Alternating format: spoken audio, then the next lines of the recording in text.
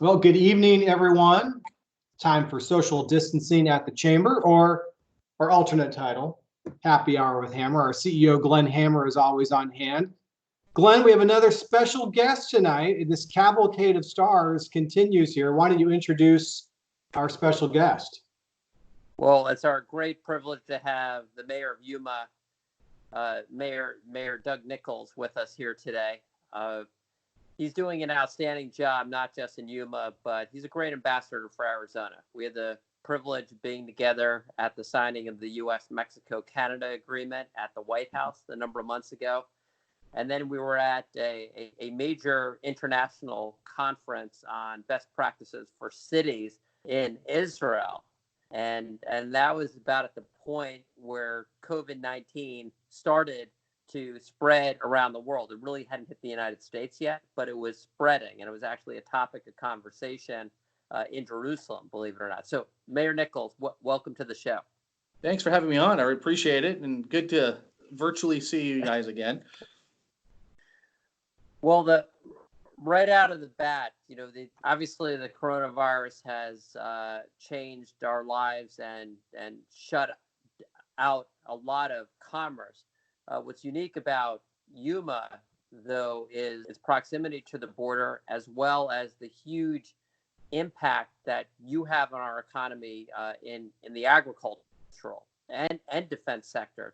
So maybe, Mayor, we'd love to have sort of your perspective from Yuma as to what's going on here. Well, maybe I'll give a little bit of background in the Yuma economy, and then we can kind of go into kind of what I see right now. And so our general economy is about a $5 billion contribution to the state economy. And $3.5 billion is ag. And then another nearly billion is military and military support and military contracting and those kind of activities. So during the height of the season in ag, it takes 50,000 people, 50,000 workers to get that whole machine running at top speed in the middle of the big harvest, the lettuce and leafy green harvest. So a lot of those workers, with a population of just 220,000 people in our county, a lot of those workers are coming from other places. Some travel from California, some travel from Mexico, some travel from other countries. It's really important to understand, though, that when people are traveling, particularly in Mexico, whether it's an H-2A program or some other worker program, a lot of them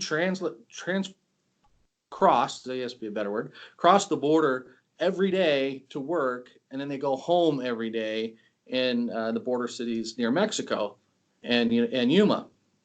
And that's a little bit unique than almost anywhere else, throughout other locations where they use H-2A. So that dynamic is pretty unique.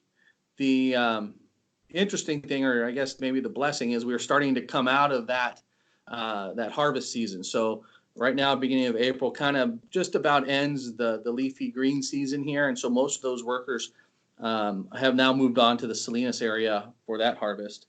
But we still have people daily, and actually this is not just a northbound activity, it's also southbound. People go into Mexico to work for the day and then come back home. That is a critical part of our economy for our ag industry. So when we start talking about limiting access to border, especially labor, that's a real concern for our economy. It's still a very large driver of our economy. And you start talking about the critical need for assured food supply. We need to make sure our workers are healthy so that food supply continues to run for the country. And so there's a lot of moving parts that in the ag industry, and particularly in Yuma, that come to play that aren't maybe as apparent in other communities. What are you seeing in terms of the flow in and out of Yuma when it comes to farm workers? Or there is the closure of the border for tourism type things, but my understanding is that the labor should be allowed to be moving back and forth. Is that accurate in terms of what's happening on the ground?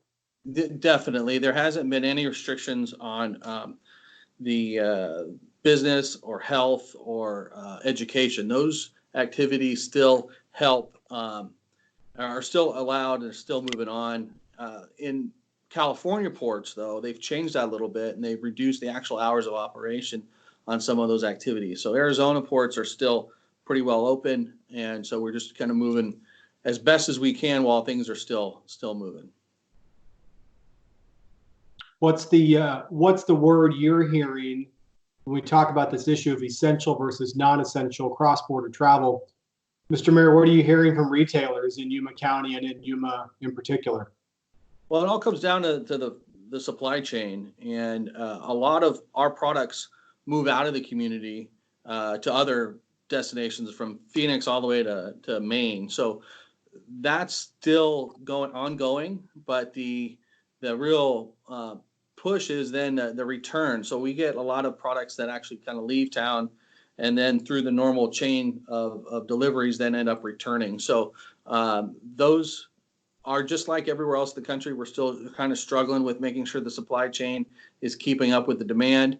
But just this week had a lot of real positive resupplies into the grocery store. So I think that's starting to really catch back up, and the supply chain is starting to meet back to the demand. And what about retailers who depend on cross-border shoppers? What are they saying? So that's taken a huge hit. The city of San Luis, which is one of our neighboring cities, relies a large part of their revenue on that cross-border trade as far as the daily shopper and those kind of things. And it is decimated. I don't have current numbers for their impact, but it has really had a big dramatic change on their local stores, just business-wise, then of course tax revenue. So, but in terms of the production of food right now, an agricultural product in Yuma, is it still moving fairly smoothly? Yeah, it's business as usual from that perspective. There are new things that they're doing with the workforces to make sure they've got distancing on the buses and try to make sure everyone's staying healthy and not sick while they're working. So they're having some internal controls that the field workers are utilizing, but they're still harvesting. They haven't tilled anything under, as far as I'm aware. And actually, the rain's been more of an issue than COVID as far as the actual harvest itself. In terms of cases of COVID, and what's the latest in terms of Yuma and Yuma County? We're at 16 cases right now and 0 deaths. We have had 1 case identified in the last 3 days. So we're doing pretty well. I know there's always that anticipation of, when is it going to spike? But for right now, we've put a lot of the measures in place the governor's talked about, and are continuing to just be diligent on that. Mr. Mayor, could you just reflect a little bit on this past year that you've spent as mayor? You were on the front lines of an asylum seeker crisis. That wasn't even a year ago. Now you're dealing with this unique public health case, which you have an unusual position because you're a border community or border county mayor anyway. You just talk about what the past year has been like in Yuma. Well, so this is my 7th year as mayor. I didn't think I'd have even one local emergency to declare, and now I've had 2, and they're dramatically different. And it's been interesting to see how things evolve, especially when you start connecting up to the state and to the national level. And especially in this time when it is a national, actually a worldwide kind of an emergency situation, the governor particularly trying to balance the needs throughout the state. I can feel for him for a bit on why he has to be real clear in his direction and real thought out. And I appreciate that kind of leadership, because it's easy to do a knee-jerk reaction and cause a lot of unintended consequences. So this last year has been a really big roller coaster ride, having the migrant situation where we had 5,700 people come through our shelter system here in Yuma. It's very atypical, not something that happens ever. and making sure that their humanitarian needs are taken care of while we have a safe community and continue on with what we do here in Yuma day to day. And then with this COVID situation developing, and it's going to continue to develop, it's still going to be a new day. Every day is a new day with new issues and new problems. Well, I appreciate how you bring you're an engineer, so you bring a problem solving approach to these difficult issues, and that serves the entire state very well. Thank you very much. I try to break it down. That's what they teach you in engineering school, is to break the problem into parts and then figure out how to put it back together. The people side of it and the all that doesn't necessarily work as well as forces on beams and concrete.